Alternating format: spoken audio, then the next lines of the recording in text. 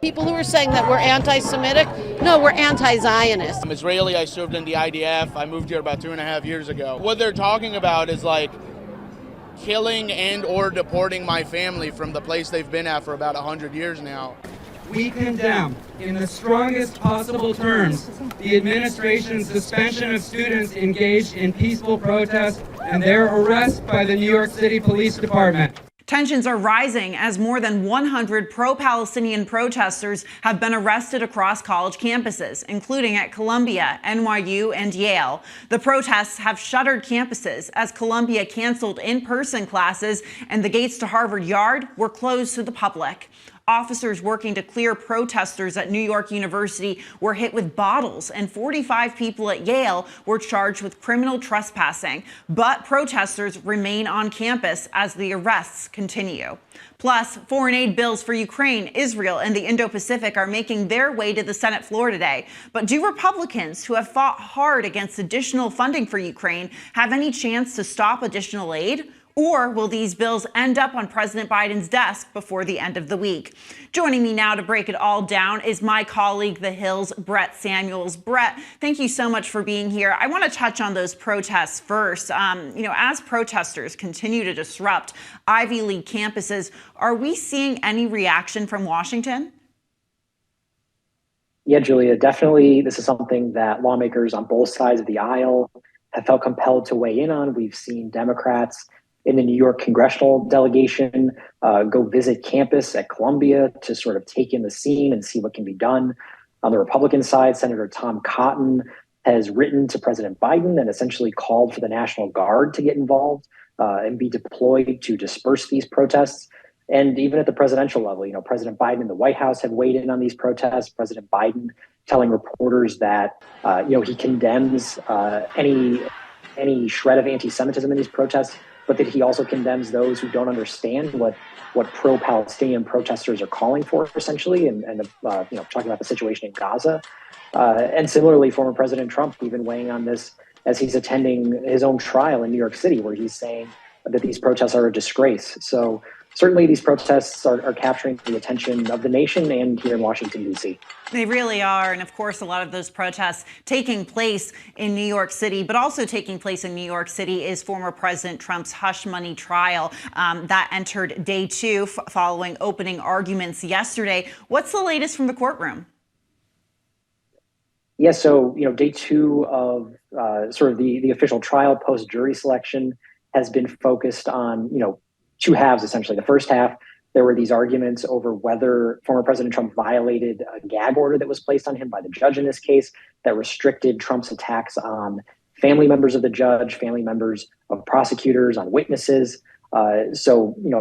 Trading arguments back and forth where Trump's team was arguing that the former president was responding to political attacks. The judge seemed skeptical of those arguments, but we're still waiting to hear from the judge as far as whether Trump will be fined over those potential violations of the gag order.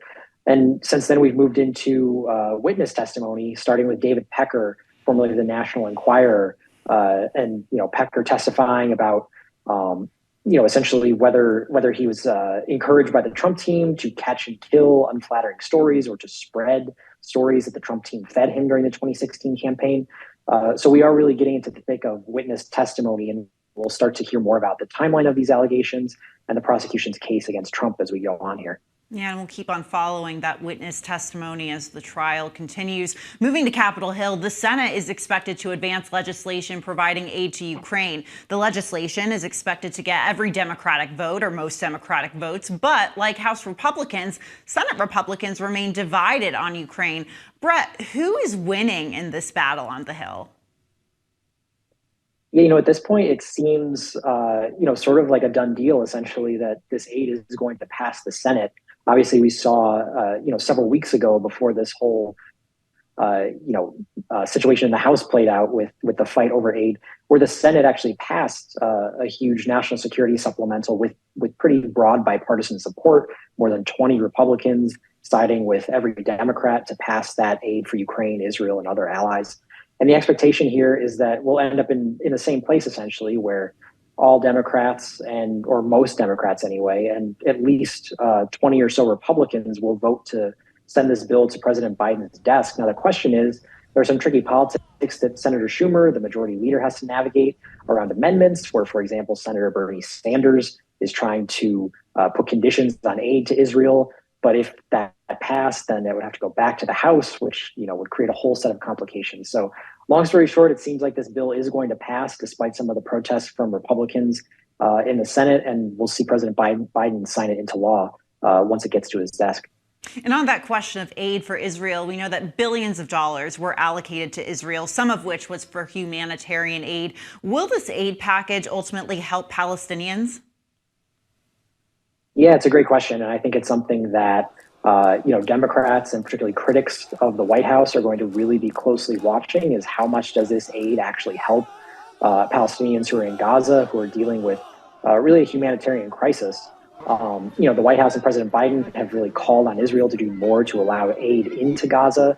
But at the same time, we've seen the White House have to resort to airdropping aid into Gaza because of, restrictions on how it can get in on the ground put in place by Israel. So certainly this aid will help folks in Gaza who are, have a lack of resources, lack of food, lack of water, lack of medicine.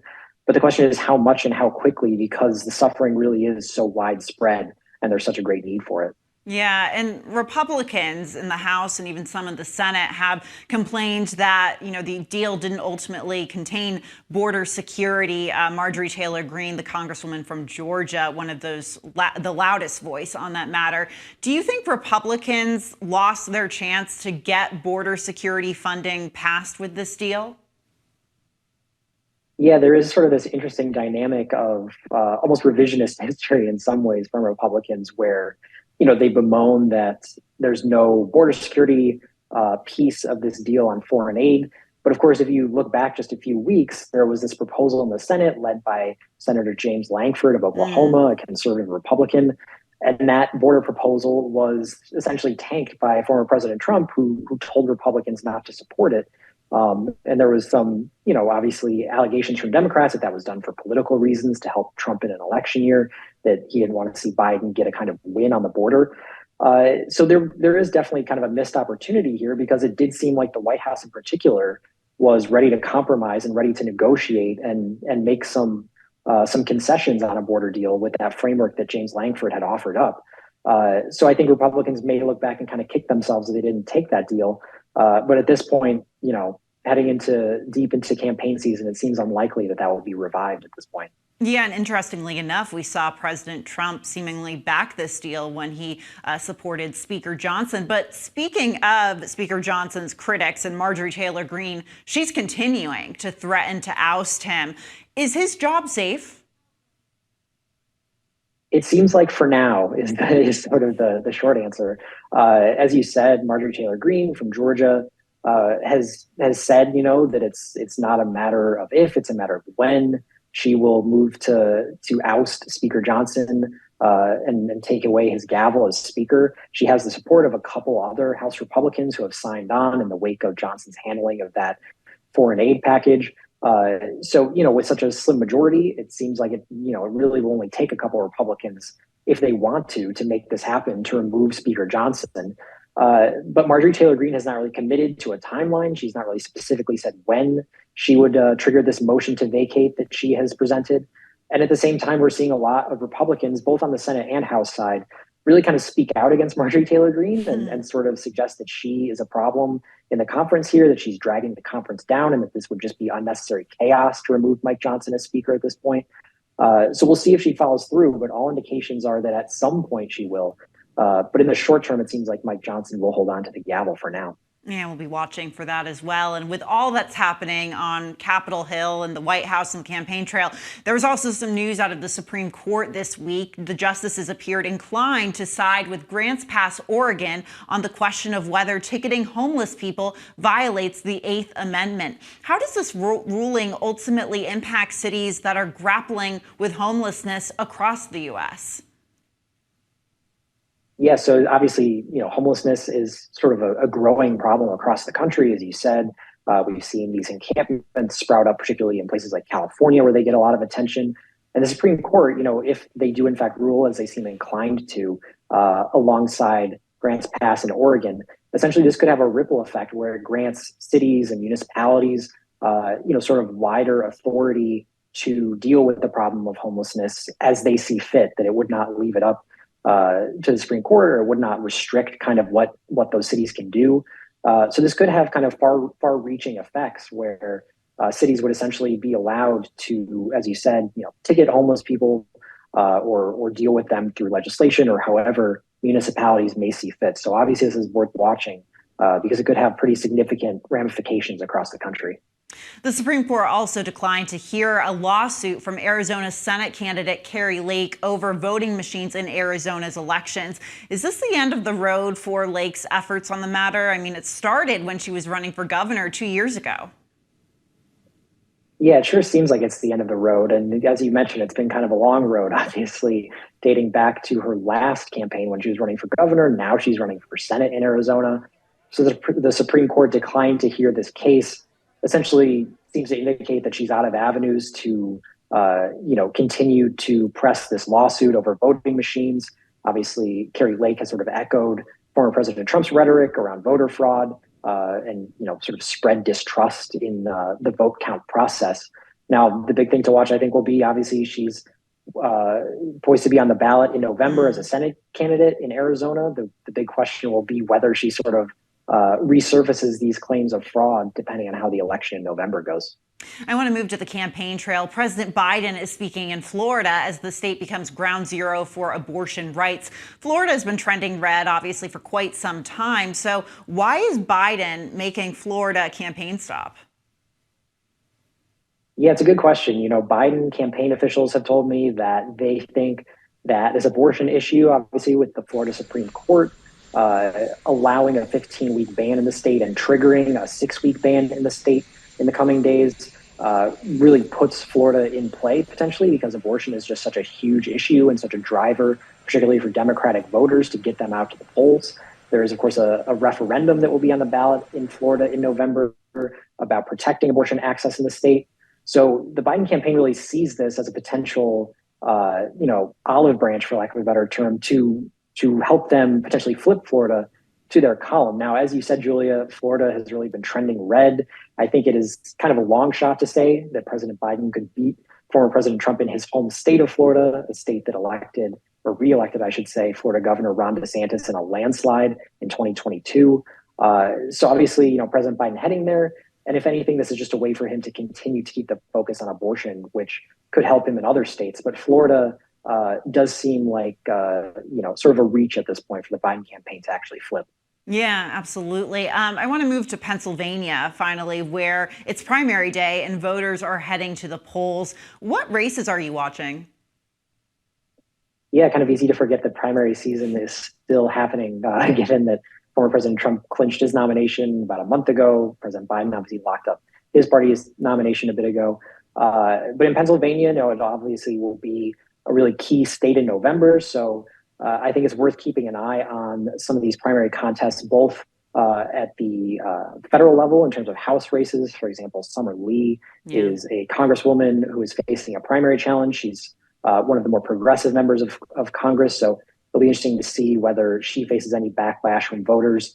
And similarly, the Pennsylvania at the state level, their House delegations, Senate delegations are very closely divided. So again, whether there are any far left or far right challengers who succeed in those primary races, I think will be worth watching. And then lastly, again, just that protest vote against President Biden. How sizable is it? And do voters in Pennsylvania sort of send a message about his handling of the war between Israel and Hamas? Yeah, it'll be interesting to see turnout, not only for Democrats, but also for Republicans as well. Brett Samuels, my friend and colleague, as always, thank you so much for helping us break it all down. Thanks for having me, Julia. The U.S. Justice Department has agreed to pay a $138.7 million settlement related to accusations the FBI mishandled its investigation into disgraced sports physician Larry Nassar. The settlement was reached between victims and the Department of Justice, resolving 139 claims. Nassar pleaded guilty in 2017 to federal charges ranging from child pornography and repeated sexual abuse of women and young girls during supposed medical treatments while he was a physician for USA Gymnastics and at Michigan State University. USA Gymnastics and the U.S. Olympic and Paralympic Committee have already paid a $380 million settlement to the victims, while Michigan State University has agreed to pay $500 million in 2018 to women and girls who were assaulted. The third-party presidential candidate RFK Jr. announced at a rally on Sunday that he wants to put the entire U.S. budget on blockchain.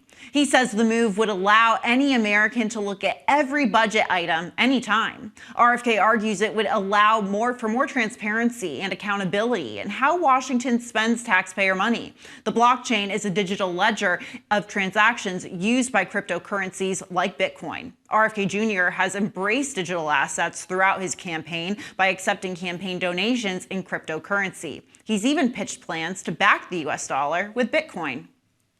As cleanup continues following the deadly collapse of the Francis Scott Key Bridge, the city of Baltimore is putting the blame for the tragedy on the two companies that owned and operated the cargo ship that crashed into it. In a court filing this week, attorneys for the city accused both companies of providing the 213 million pound cargo ship with an incompetent crew and claims it set sail despite unseaworthy conditions. That comes after the owner filed a petition earlier this month that shirked responsibility for the collapse and argued any payout should be limited to just under $44 million. Neither company has responded to the claims from the city. The FBI has launched a criminal investigation into the accident. Check your freezer. The Department of Agriculture is issuing a nationwide health alert for a possible E. coli contamination in some ground beef products. The products were shipped across the U.S. earlier this month, but are no longer on sale. Look for ground beef bought after March 28th with a used freeze-by date of April 22nd. You can also look for the sequence EST960A. So far, there haven't been any confirmed reports of people getting sick. That's it for today's Daily Debrief. I'm Julia Manchester. Be sure to like, share, and subscribe to The Hill's YouTube channel. And come back here soon for the intersection between politics and policy.